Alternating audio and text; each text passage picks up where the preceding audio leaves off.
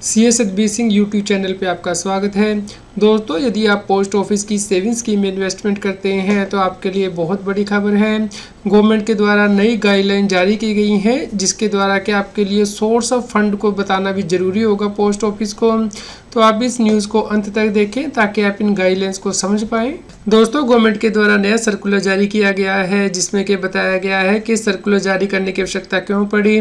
दोस्तों, KYC norm में change हो गए हैं। इसके अलावा एंटी मनी लॉन्ड्रिंग एक्टिविटीज़ के जो नॉर्म्स है वो चेंज हुए हैं और combating the financing of terrorism norm change हुए हैं, जिसकी वजह से कि गवर्नमेंट के द्वारा सर्कुलर जारी किया गया है, जिसके द्वारा के जो व्यक्ति इन्वेस्टमेंट करते हैं पोस्ट ऑफिस में उन्हें 3 कैटेगरी में क्लासीफाई किया गया है: लो रिस्क, मीडियम रिस्क और हाई रिस्क।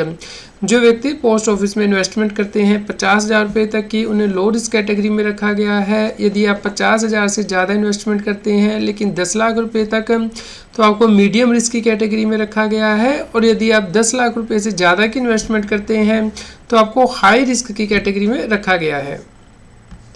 गवर्नमेंट के द्वारा पॉलिटिकली एक्सपोज पर्सन को हाई रिस्क कैटेगरी में रखा गया है। पॉलिटिकली एक्सपोज पर्सन वो व्यक्ति हैं जो कि फॉरेन गवर्नमेंट के द्वारा एम्प्लॉय किए गए हैं, जैसे कि head of the state and governments, senior government officials, senior politicians, military, judicial persons. तो यदि इन व्यक्तियों ने अकाउंट ओपन किए हुए हैं और ये आउटसाइड इंडिया है तो इन्हें हाई रिस्क कैटेगरी में रखा गया है। दोस्तों, जो व्यक्ति हाई रिस्क कैटेगरी में आएंगे उनके लिए सोर्स ऑफ फंड देना जरूरी होगा। यदि वो इन्वेस्टमेंट करना चाहते हैं स्मॉल सेविंग स्कीम में या फिर वो मैच्योरिटी करवाना चाहते हैं अपने फंड्स की, तो इस प्रकार यदि आपने इन्वेस्टमेंट की है 10 लाख रुपए से ज़्यादा या आप करना चाहते हैं तो उस केस में आपके लिए सोर्स ऑफ फंड बताना होगा।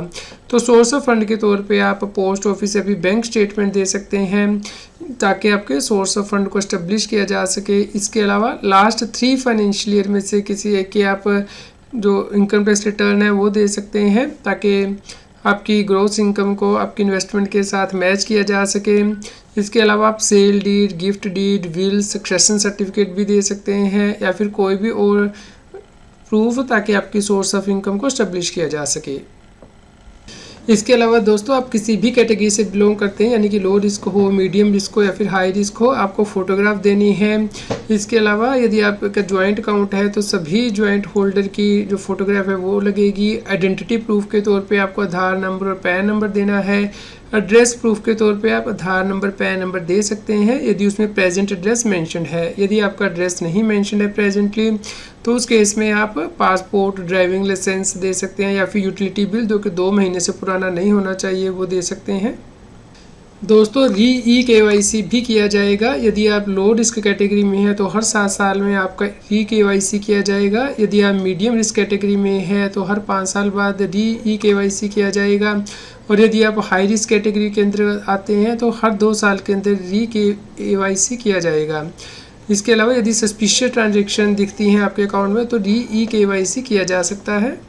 दोस्तों, आप गवर्नमेंट के सर्कुलर को डाउनलोड कर सकते हैं taxil.com की वेबसाइट से। इसे डाउनलोड करने के लिए लिंक इस न्यूज़ की वीडियो डिस्क्रिप्शन में दिया गया है।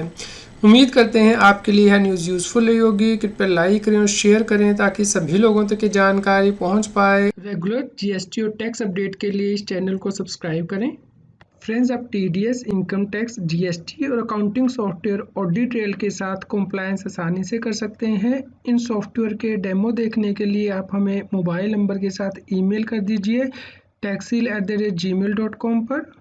आप हमें telegram app CS Satbir Singh Taxil पर ज्वाइन कर सकते हैं ताकि आप GST और इनकम टैक्स के रेगुलर अपडेट अपने मोबाइल पर ही प्राप्त कर सकें।